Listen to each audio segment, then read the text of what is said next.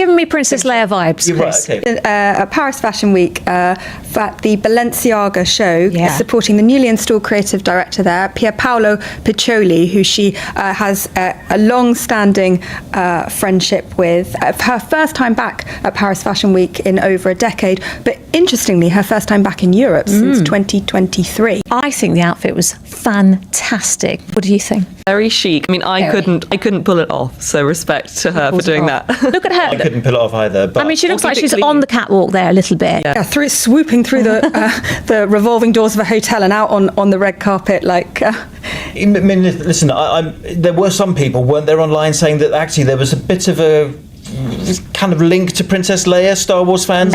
It's giving me Princess Leia vibes, You're right, Chris. okay, It really is. Yeah. Do you agree? Alive in the 1970s when Star Wars came out. However, I cannot possibly reveal that. I think she looks fab. And also, you say this is the first time in Europe for 2 years. 23. Yeah, I mean, there's always an interesting debate. How can Meghan come to Paris, but Harry wouldn't allow Meghan to come to London? Yeah, that's go back to the security thing we were just talking about. And apparently, the threats in London are that much greater than they are in Paris. And the fact that she went in and out and didn't post anything on Instagram until she was wheels up on the plane, and that was how she was to do it. ITV panel, cold praise, meltdown, you name it. We're going to call it what it is. I mean, they were just doing a recap of Paris Fashion Week, and some of the ladies said, oh, Meghan looked fabulous, chic, you know, the obvious, because that is true. We all can agree that she looked fabulous, she looked excellent and everything.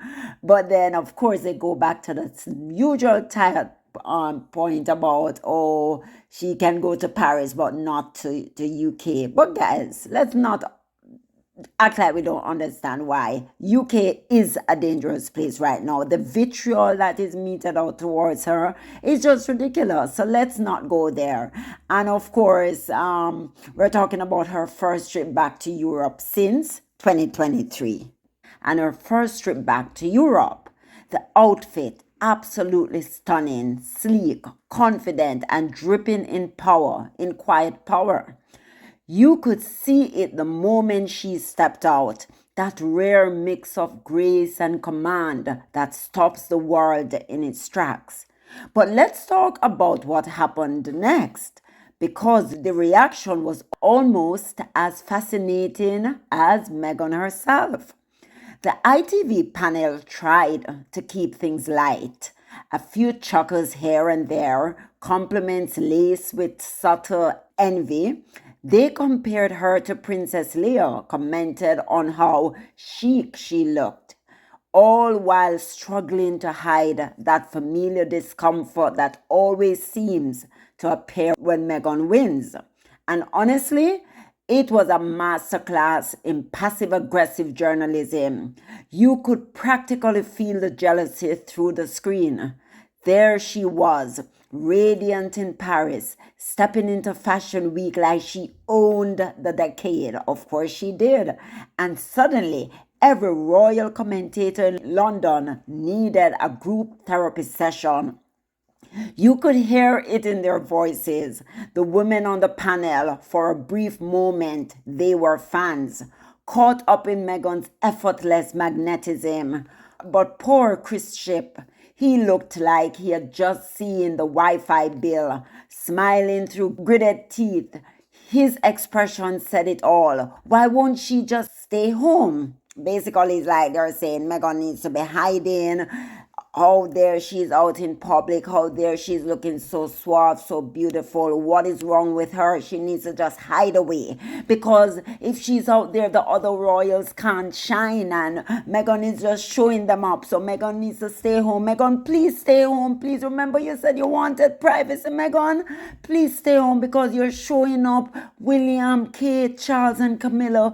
Please, Meghan, please, we're begging you not to show up and show out. No, because you're doing the most. What's going on? Stop it, Meghan. That is basically what they're saying. Every time Meghan does something elegant, poised, international, you can almost feel the royal press breaking into hives. It's like watching people allergic to success try to convince themselves they're fine. Let's be honest. This wasn't just a fashion appearance. It was a declaration. Meghan walked into that event saying, "I'm not waiting for anyone's approval.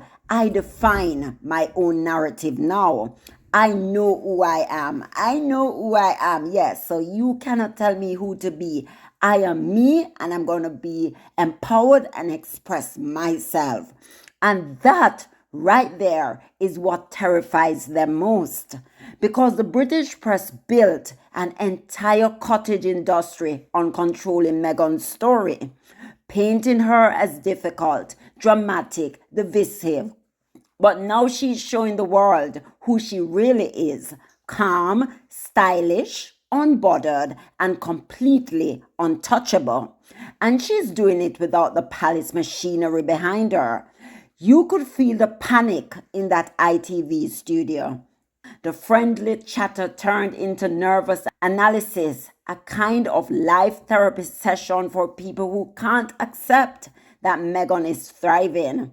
They can't wrap their heads around the fact that someone could walk away from the titles, the palace, the system, and still be adored, still be relevant, still be the moment.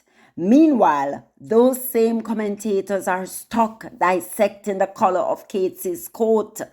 Chris Ship's tone said it all. That polite irritation of someone who knows Meghan's thriving, but can't bring himself to admit it. He couldn't just say she looked incredible. He had to steer the conversation somewhere else, because in royal media land, acknowledging Meghan's success is practically forbidden. They can't stand that she's still newsworthy without them. That every time she appears, she dominates global headlines, while their palace gossip gets fewer clicks than a broken remote. Meghan is the global conversation.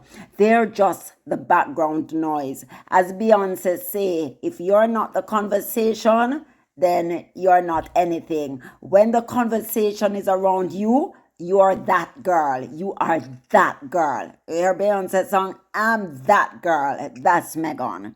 So they need not get it twisted. And of course, when they run out of talking points, they circle back to the same tired excuses. Security, Harry, London. Security, Harry, London. It's their way of saying, why won't she come back so we can criticize her again? Why won't she come back so we can put her in her place? Why won't she come back so we can boo her? Why don't she come back so we can talk all manner of evil against her? And Meghan is saying, up yours, I will not give you guys a benefit of being disrespectful to me again. I know who I am, so you guys need to get with the program, right? But we all see through it. It's not that she can't go back to London. It's that she won't go where she's not respected.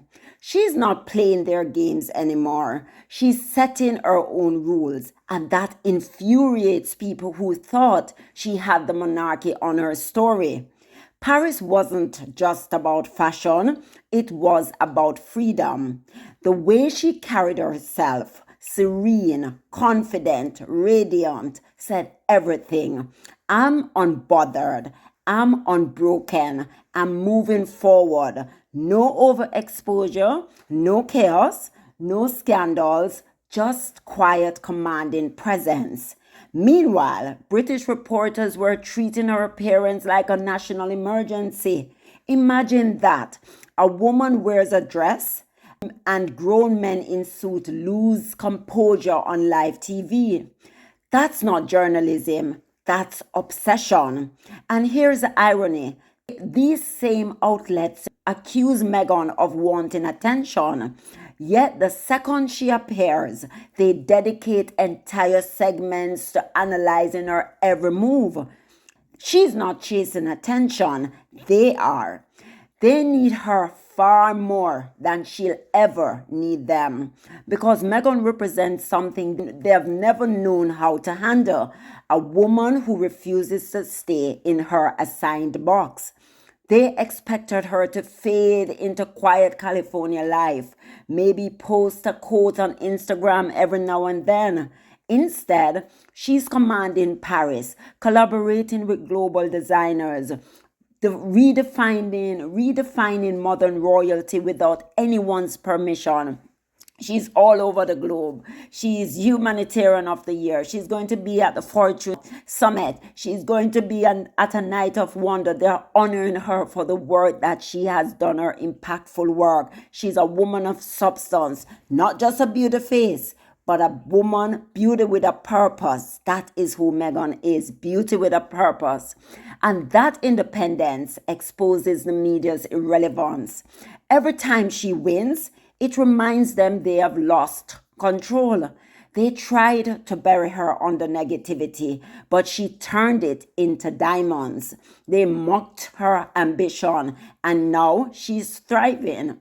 They wanted to erase her influence, and she's rewriting what influence looks like, especially a modern princess in the modern princess royal world. Yes, she's telling them that you don't need to wear tiaras, you don't need a crown. You can be a queen of people's hearts. What did Princess Diana say? She says she'll never be the Queen of England, but she'll be the queen of people's hearts. And 20 odd years later, people cannot stop talking about Princess Diana. That's how impactful she was. And here's the delicious part. People are no longer fooled. The world sees the manipulation, the fake concern, the subtle digs. Meghan's Paris appearance didn't just break the internet, it shattered the illusion that the British press still holds any moral high ground. Because while they pretend to be unbothered, the truth is obvious. They are very much bothered. They always are, every time Meghan shines. Her success exposes their failure to control her, to define her, to predict her next move. And what makes it even sweeter, Meghan doesn't have to say a word, no clapbacks, no statements, no interviews. She let her grace do the talking, and it drives them absolutely mad. Paris was a power play in couture. A silent reminder that she's outgrown their drama, their narratives, and their noise. The woman they mocked as too Hollywood is now the very embodiment of global class. She walked away from the palace and somehow still commands more press than the entire balcony combined, than the entire royal family. So let them keep dissecting her wardrobe and her whereabouts, because while they talk, Meghan's living. While they plot, she's prospering. And while they whisper, she's walking into rooms that will never have her critics on the guest list. Chris Ship and company can pretend it's royal commentary, but we all know what it really is. Resentment dressed up as reporting. The more Meghan glows, the more obvious their bitterness becomes. This wasn't just a fashion moment, it was poetic justice in couture. A quiet, I told you so, to every headline that tried to bury her. Meghan didn't just attend Paris Fashion Week, she reclaimed the narrative, reclaimed her piece, and reminded the world exactly why she's still the story they can't stop telling. They said she wanted fame, but the truth is she became unforgettable and they just can't handle it. So let them talk. Let them overanalyze, because Meghan's not looking back. She's looking fabulous. And Paris was the punctuation mark on a story the UK press never got to finish. Game over. Meghan wins again. So yes, guys, that's what I wanted to bring you. I'm telling you, this girl is winning. This girl is on fire. This girl is everything. You remember what she said? What didn't you do to bury me? But you forgot that I am a seed. And just like that, she's flourishing. They thought they had her. They thought every time they regurgitate the same tired, boring stories around Meghan, the narrative, the lies, And every time she's winning them. She's unfazed, she's unbothered. They cannot touch her. And that's what happens when Jesus say yes, nobody can say no. And that's why Meghan continues to win. Wins again. So yes, guys, bye. Please don't forget to like, subscribe, turn on your notification bell so you never miss a beat. Bye.